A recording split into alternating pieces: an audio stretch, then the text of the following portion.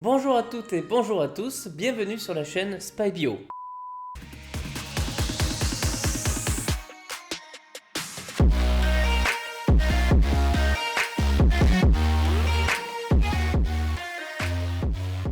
Alors, aujourd'hui, on va parler du cerveau, mais j'ai une mauvaise nouvelle. J'ai perdu mon script.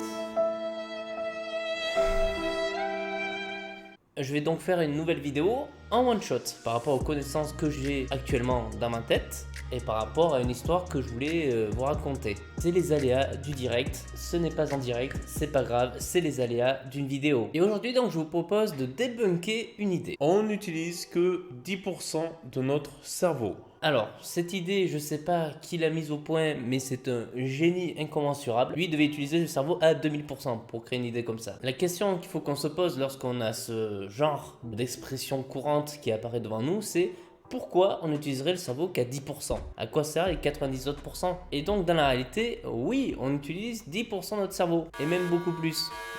On n'utilise pas que les 10% de notre cerveau. Cette expression est fausse. Parce que en réalité, quand on est au repos, on n'est même pas à 10%. On est à environ 15% d'activité cérébrale. Donc déjà, ça commence mal pour cette expression. Mais lorsqu'on est en activité, lorsqu'on est éveillé, qu'on est conscient et qu'on fait une tâche, on estime qu'on utilise environ 35% de notre cerveau. Et maintenant, on va pousser un peu ce concept. Quand les gens disent qu'on n'utilise que 10% de notre cerveau, ils veulent dire aussi qu'on n'utilise pas 90% de ce cerveau. Ce qui veut dire que si on utilisait ces 90% supplémentaires, on serait des êtres paranormaux, des êtres surhumains. La réalité est tout autre. Et donc, qu'est-ce qui se passe si on utilise plus que ces 35% d'activité cérébrale dans notre cerveau? Très rapidement, ça va merder. Et ça va merder avec une maladie très connue, très courante et de plus en plus courante dans le monde, que l'on appelle l'épilepsie. L'épilepsie, je ne vais pas rentrer dans les détails parce qu'il y a différentes épilepsies, mais on va dire que le point commun de toutes les épilepsies, c'est que c'est un court-circuit. Et le disjoncteur, on va dire, c'est le cerveau. Donc le cerveau, il va griller. Qu'est-ce qui se passe? Convulsion, dans la majorité des cas, et urgence imminente. Il faut envoyer la personne très vite à l'hôpital. Et le problème, c'est qu'une fois qu'on a eu une seule crise d'épilepsie durant notre vie, cette maladie est là pour toujours. Autrement dit, on ne va pas faire une crise d'épilepsie continue. On va dire que la crise épileptique dure 1 à 2 minutes tant que le cerveau se reset un peu. Mais les crises épileptiques vont s'enchaîner avec des temps variables, bien sûr. Elles vont pas s'enchaîner tous les jours spécialement. Des fois, ça peut être un mois, des fois, c'est une fois par an. Mais donc il faut prévenir ces crises épileptiques pour éviter que la personne déjà décède et surtout qu'elle perde ses capacités mnésiques. Parce que le problème, le cerveau il subit des dégâts énormes dus à la crise épileptique. Ça a des conséquences directes sur la personne. La personne, si elle réfléchit trop, si elle est en face d'un stimulus lumineux, bam, nouvelle crise épileptique. Bon, maintenant, la majorité des cas, les crises épileptiques, elles commencent comme ça. Quand vous jouez à un jeu ou quand vous regardez un film et qu'il y a trop de son et qu'il y ait trop de stimulation visuelle, d'un seul coup, crise épileptique. Vous sentez la moindre crise, la moindre convulsion, arrêtez de jouer et de regarder un film et consultez un médecin. On peut prévenir ces crises épileptiques et les empêcher grâce à différents traitements. Et les Français ont mis au point un des traitements les plus performants contre les crises épileptiques, qui est le valproate. Le médicament s'appelle la dépakine. Lorsque la dépakine a été découverte par un labo français très connu qui s'appelle Sanofi, ce médicament était révolutionnaire parce que, comme j'ai précisé au début, les crises épileptiques, il y en a différentes. Il y a plusieurs types de crises épileptiques. Et ce traitement, en fait, c'est un traitement contre les crises épileptiques à spectre large, ce qui veut dire qu'il prend en compte différentes épilepsies. Et donc, l'avantage d'avoir un tel traitement, c'est que quand quelqu'un fait une crise épileptique dès le début, autant lui donner directement ce traitement qu'un traitement très spécifique par rapport à une crise épileptique au risque que celui-ci ne fonctionne pas. Certes, tout va bien. Déjà, il faut dire que tout traitement sur le cerveau a des effets secondaires importants. Le cerveau, c'est l'organe le plus sensible du corps. La moindre modification va avoir des répercussions directes sur l'individu. Mais le problème, c'est qu'on a aussi donné le valproate à des femmes enceintes. En fait, le problème de valproate, c'est que vu qu'il agit sur le cerveau, pour une personne adulte, ça ne pose pas de problème. Le cerveau est déjà formé, donc il n'y a pas trop de conséquences. Il y a déjà des effets secondaires, mais pas trop. Et pour ces personnes, de toute façon, le valproate est indispensable. Soit il faut utiliser le valproate, soit un dérivé du valproate, soit un autre médicament anti-épileptique. Le problème, c'est qu'au début, le valproate, on ne connaissait pas ses effets secondaires sur les fœtus. Et on a donné ce médicament à des femmes enceintes. Au bout d'un certain temps, on a remarqué que les enfants qui naissaient de ces femmes enceintes épileptiques et étaient soignés par le valproate, ces enfants étaient majoritairement handicapés. Et surtout, une maladie qu'on a bien définie qui s'appelle le spina bifida. Le spina bifida, c'est une malformation du fœtus.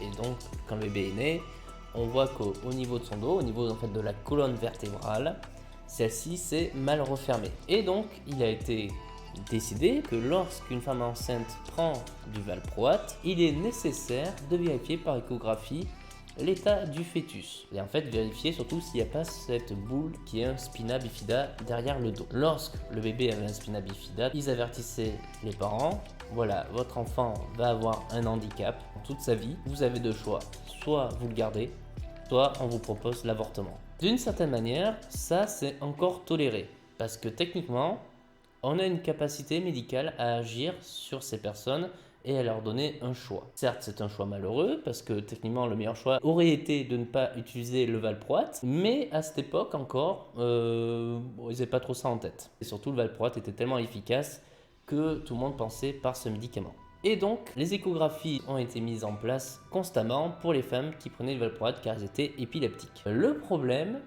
c'est qu'il y avait encore des handicaps sur d'autres enfants. Et ça, les chercheurs et les docteurs ont mis beaucoup de temps à le remarquer. Ils ont remarqué différents handicaps reliés au cerveau. Un retard mental, une capacité à se mouvoir beaucoup plus faible, un niveau d'élocution beaucoup plus faible, une capacité de réflexion beaucoup amoindrie.